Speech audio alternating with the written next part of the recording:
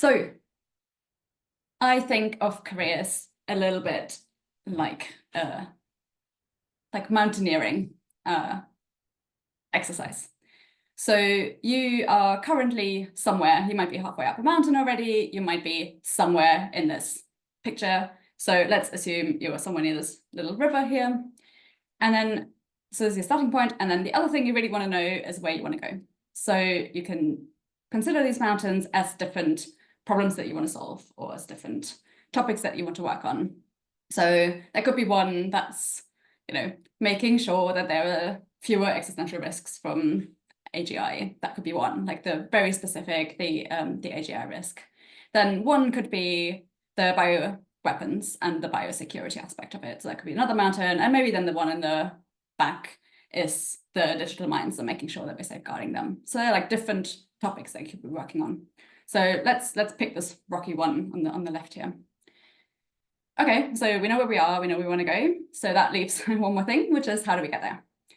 And for that, there are different ways. So you could take the much more direct route, which looks quite steep, looks quite uncertain on many parts, but it is certainly the shortest path.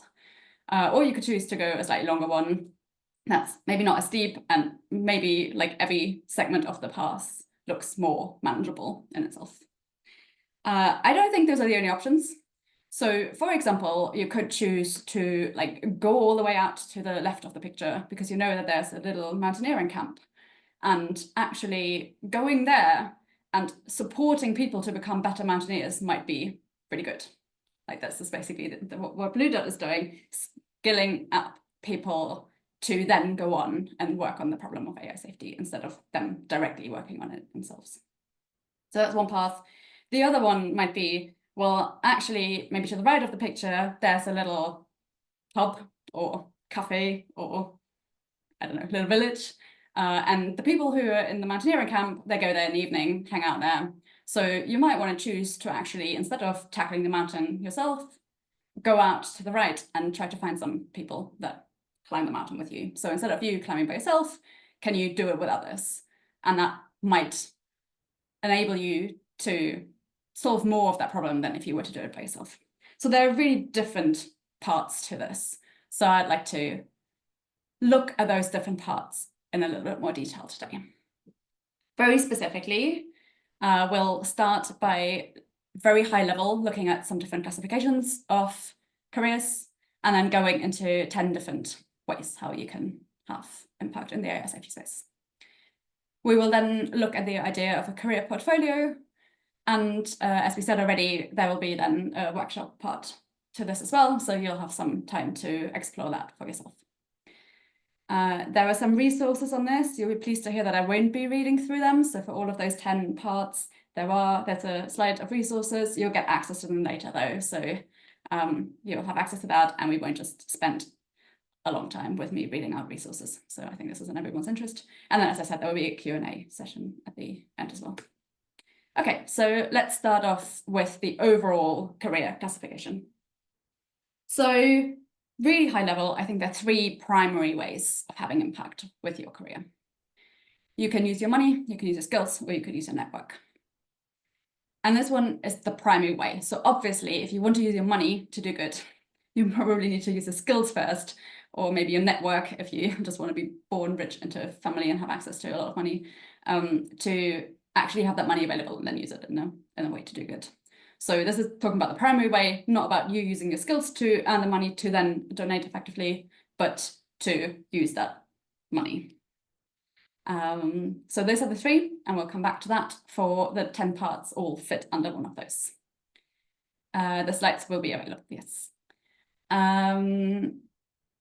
Then there are 2, sorry, that was just a question in the chat. Will the slides be available? Yes, the slides will be available. Also for people who watched the recording, welcome to you as well.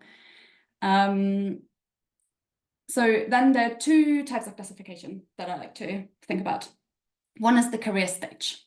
So being really early on in your career versus being really senior and really experienced, you just have different options that are open to you. Some of them are open across the full spectrum, and others are open to one side more so than the other. So that's one thing. And then the other classification that I find really useful to consider is absorbency. So this is the question of how many people can go down that path. And we'll see that this is quite vastly different for some of the different paths that we're seeing. And we'll sort them by high absorbency, as in a lot of people could go down this path, to low absorbency, as in not that many people could go down the path. Alrighty, so I promised you 10, here we are. Those are the 10 that we're going to talk about today. And as you can see, from left to right, they're sorted by career stage. So, the further left you go, the more experienced, the more senior you are. And then also from absorbency. So all the way at the top, the ones that most people can go into, and then the ones that just fewer people can do in terms of like how many roles are available, for example. Very concretely, this is not sorted by impact level. So I'm not saying that the thing at the top is higher impact potential than the one at the bottom. I'm actually not commenting on that here at all. It really depends on your experience level. It really depends on the skills that you bring. It really depends on what you can do counterfactually to have impact. So we're not discussing that.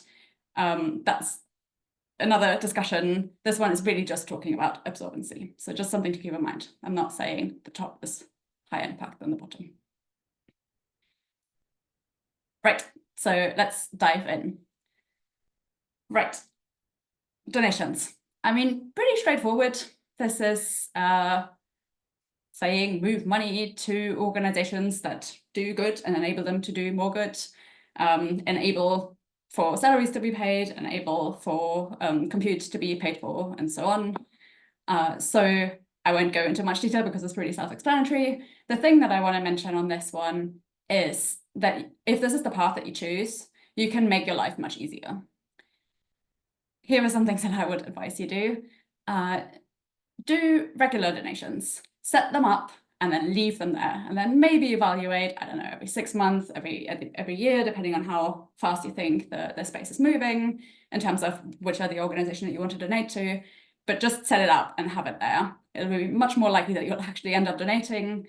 Yeah, so just have that automation do its job for you.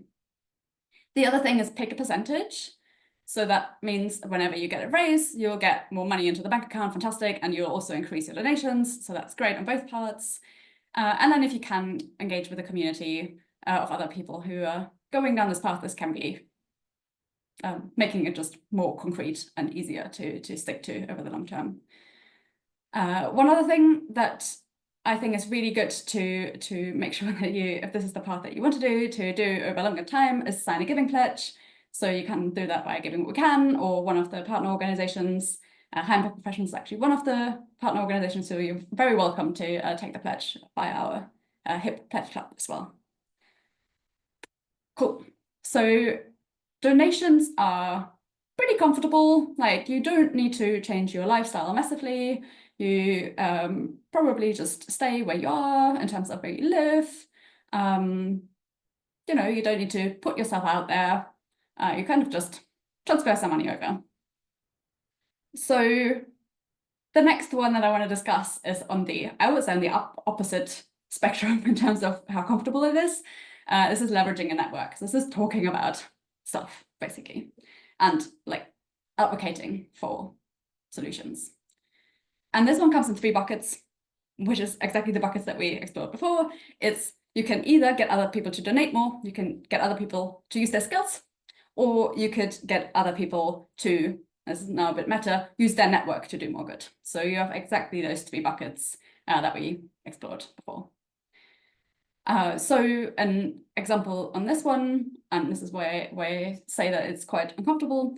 Last year I shared a big donation milestone, and I found it was really terrifying thinking about putting this out into the world.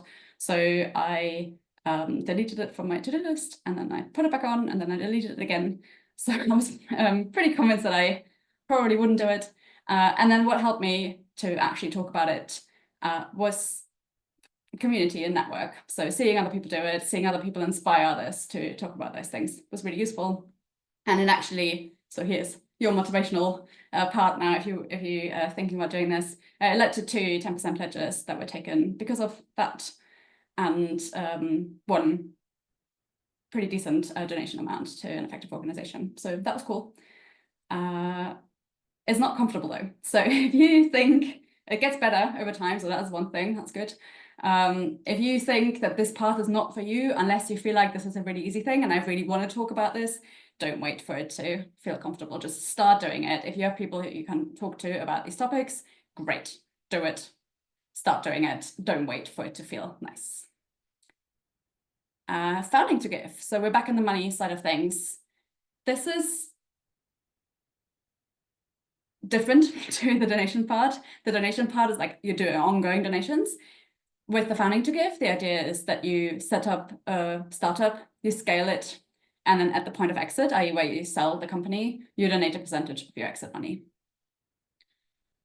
So this one is more risky, I guess, because it's startups and startups don't always work out. So you need to be happy with that level of risk. Also, depending on your timelines, you might think that starting this now is a bit late, just because it takes some time to grow a business and sell it at an interesting amount. But for some people who are already on this path, this might be something to consider. So if this is something you find interesting, then check out Founders Pledge. They're a fantastic community of entrepreneurs who do exactly that, who are pledging a percentage of their exit money.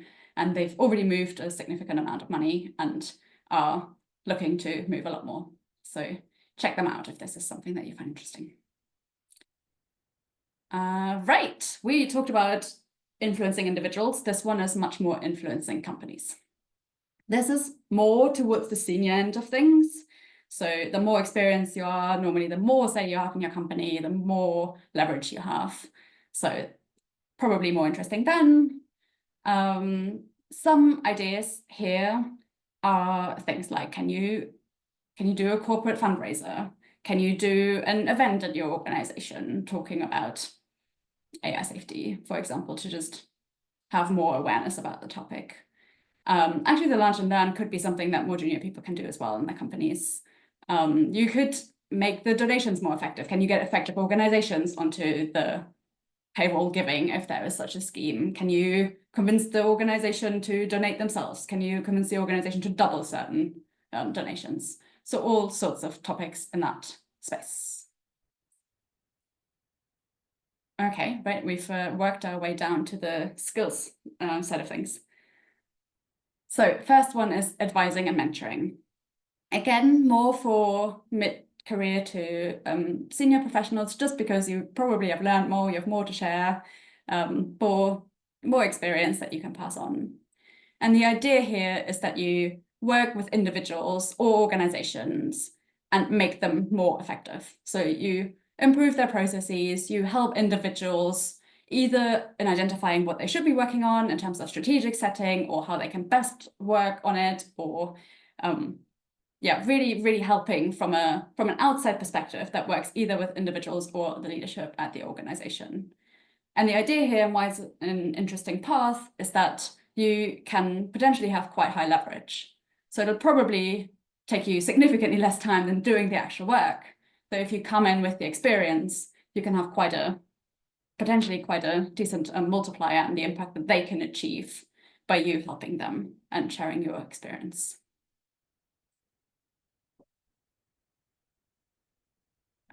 Cool. Next one.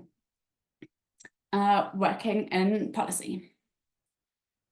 Right, so the idea here is obviously that instead of working on the problem itself, you're working on changing the systems and changing the regulations so that by the time there are problems coming into place from AGI, or even just even if things go well, how it's then used in a fair way. But yeah, depending on your optimism on the whole topic, I guess it depends on what you want to work on specifically. But the idea is that, again, you use this high leverage perspective where if you can change regulations in one country, you can have you can have an influence on all the people who live there. And if you are in an early mover country, then chances are that other countries will look to those initial mover countries for ideas as well. So you might even have influence on other countries adopting similar policies. So again, it's this idea of using leverage and doing more good by affecting more people. The other thing to point out for high impact policies and government is that I think it's higher in terms of absorbency to working in high impact organizations, which we haven't touched on yet. So that's definitely low. That's low on my list anyway, lower absorbency. And the reason I think this is the case is that for the high impact organizations, there are specific roles in working on the AI safety topics. So the big labs have their specific amount of roles that are working on those topics. And there are organizations that are working on AI safety, for example, in alignment or control, however they choose to tackle it. But it's always, you can literally count the amount of roles that are in that space. And it's restricted by the amount of organizations that there are, and restricted by the amount of roles that exist. In policy, I think there is much more of a scale, let's call it. So there are the roles that are very specifically working on policy for emerging technologies. So you could be in a role there that is working very, very specifically on the policy of AGI or AI safety. So those definitely exist, and there will be not a huge amount of those. I mean, obviously there are a lot of countries to work in, but then probably in some countries you have higher leverage working in than compared to others. Again, thinking about the first mover point. However, there are loads of departments around the emerging technologies that will have an influence as well. And having people in those organizations and departments that care about AI going well can be really important. So think about defense. You really want the Department of Defense to think about AI safety. Think about Treasury. You really want to make sure that there's enough money going into the groups that will decide on the policy for AGI and emerging technologies. Think about foreign affairs. You really want that to go well, and really for people to consider implications on AI safety and take that seriously. Or transportation. There are so many departments that play a role, so therefore there are a significant amount of roles that can influence that and can play a role in it. Obviously, some roles will be more important. The higher you are in the Treasury, for example, the more say you have in terms of how the budget gets spread. But overall, you might, at the very least, be able to influence the sphere around you, and then that might also, move up and have leverage over other people. Right, so that was the policy side of things, and why I think it's probably higher than the high impact organizations, which is the next one. So working at high impact organizations themselves. I find that this one can often be treated as the only option that people can do. And for AI safety specifically, I often hear that if you can't do the technical research work, then there's nothing I can do to help the problem. So as you might have gathered by now, I disagree with this quite strongly. For once, I think there are a lot more roles, even in the high impact organizations, even if we restrict ourselves to just that path.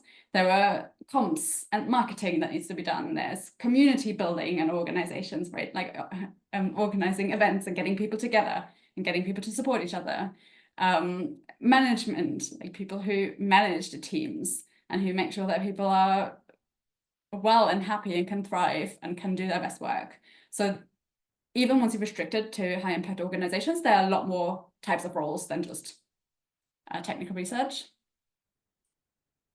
And even then, there are so many more parts, right? I mean, we're discussing 9 other parts today. So if you find yourself in the way of thinking of, oh, I've applied to so many high impact organizations, I got a lot of rejections, therefore there's nothing I can do, maybe just remind yourself of the other parts and explore some of them and see if they could be a good fit for you.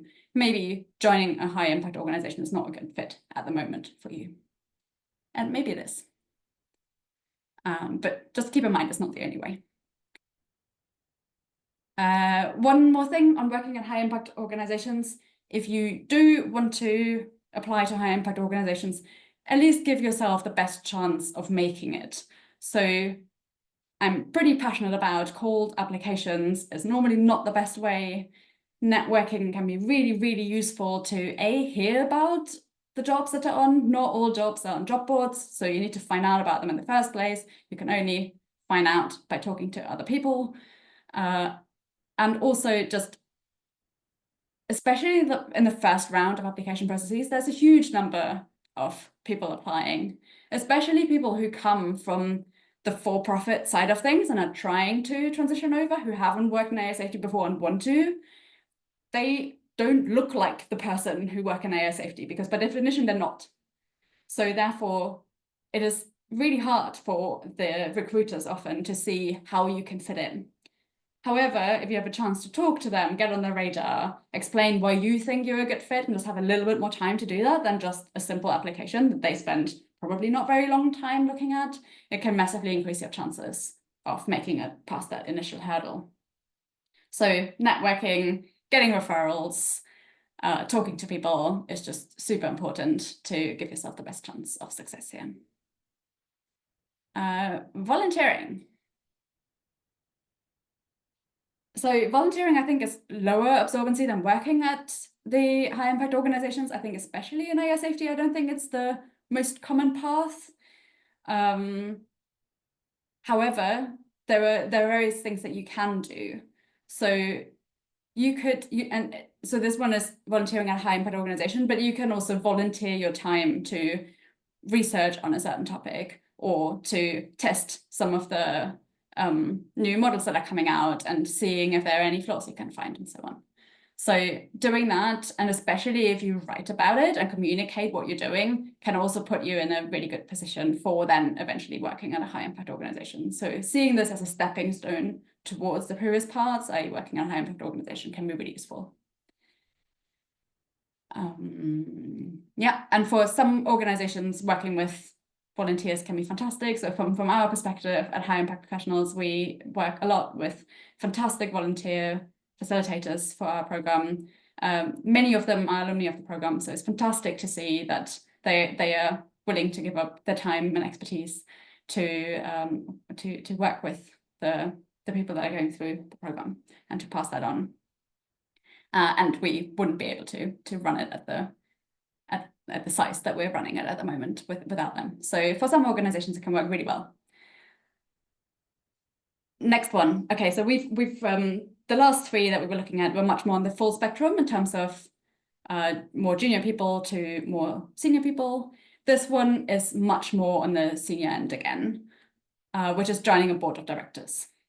So the idea here is that you're not at all involved in the day-to-day of the organization.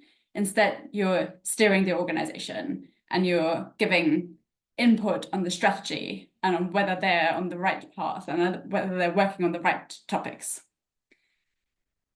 So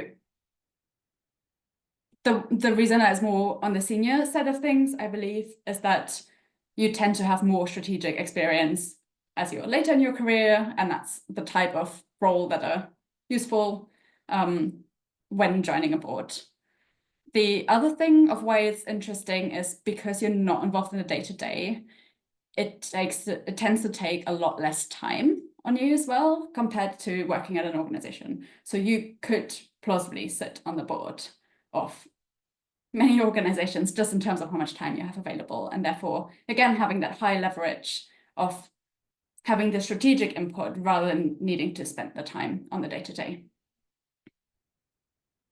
Right, I don't know whether you counted, but we're on number 10. So this is the last one of the ones that I want to discuss, which is founding a high impact organization. So this is setting up a new organization in the AI safety space. This can be really huge counterfactual impact because if you don't set up the organization, maybe no one else would, or no one else would do for a while. So this can be really high counterfactual impact potential.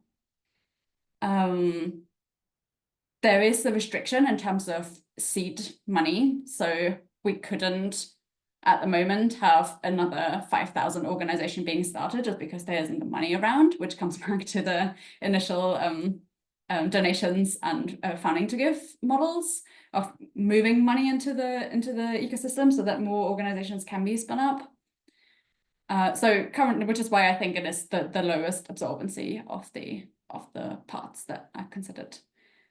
If you do go down these paths, two things that can make it much easier. One is, if you can at all do it with a co-founder, there's good evidence that founding with a co-founder is much more likely to lead to success than founding on your own. Founding is hard, so if you can get someone else who can support you and you can support them when it's hard, hopefully you're not having the hard times at exactly the same time. You can get yourself over them more likely than if it's just you. And also you will have someone else who can ideally complement your skill set.